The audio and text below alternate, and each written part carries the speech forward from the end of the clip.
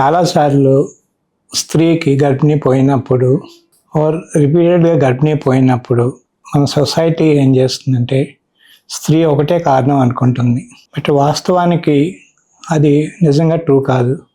చాలాసార్లు మేల్ కూడా కారణం అవుతుంది. అండ్ మేల్లో కామన్గా ఏమవుతుందంటే డయాబెటీస్ ఉండి కంట్రోల్ లేనప్పుడు అది కూడా ప్రెగ్నెన్సీ లాస్కి కారణం ఉంటుంది. మేము 2013 ఆర్ 2012లో ఈ రీసెర్చ్ చేసాం. దీంట్లో what we showed is male uncontrolled diabetes ఉన్నప్పుడు వాళ్ళ అబార్షన్ పాసిబిలిటీస్ 50% వరకు ఇంక్రీజ్ అవుతున్నాయి. బట్ ఆఫ్టర్ కరెక్షన్ అది చాలా మటుకు మినిమైజ్ అవుతున్నది. ఈ ఇన్ఫర్మేషన్ చాలాసార్లు సొసైటీ కానీ మెడికల్ ఫెటర్నిటీ కానీ అడగడం కానీ లేకపోతే దానికి అటెన్షన్ ఇవ్వడం కానీ ఇగ్నోర్ చేస్తూ ఉంటుంది.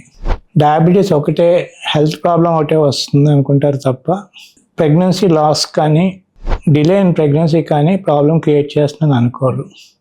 ఇది పేరెంట్స్కి డయాబెటీస్ ఉండి చిల్డ్రన్ పుట్టారు, లేకపోతే మా అంకుల్స్ అందరికీ డయాబెటీస్ ఉంది చిల్డ్రన్ పుట్టారు అనుకుంటారు. కానీ వాళ్ళ ఏజ్ ఆఫ్ మ్యారేజ్ వేరు, ఇప్పుడు జరిగే ఏజ్ ఆఫ్ మ్యారేజ్ వేరు. పెటర్నల్ ఏజ్లో అప్పుడు వాళ్ళకి మ్యారేజ్ అయ్యేటప్పటికి డయాబెటీస్ ఉండేది కాదు. ఇది స్పెసిఫికలీ నేను టైప్ 2 డయాబెటీస్ గురించి మాట్లాడుతున్నాను.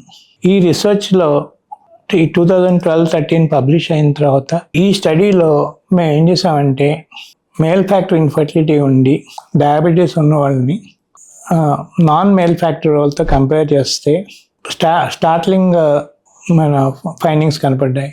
దీంట్లో ఫెర్టిలైజేషన్ అండ్ డిఫరెన్స్ రాలేదు, but number of embryos, quality of embryos సిగ్నిఫికెంట్గా తగ్గినాయి. సెకండ్ థింగ్ ఈజ్ వీళ్ళకి ప్రెగ్నెన్సీ పాజిటివ్ వచ్చి early abortions almost close to 50% వరకు ఉన్నాయి.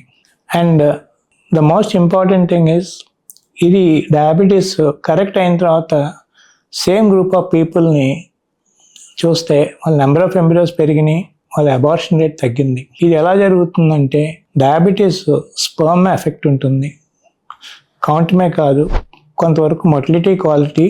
మోస్ట్ ఇంపార్టెంట్ స్పర్మ్లో డిఎన్ఏ ఉంటుంది.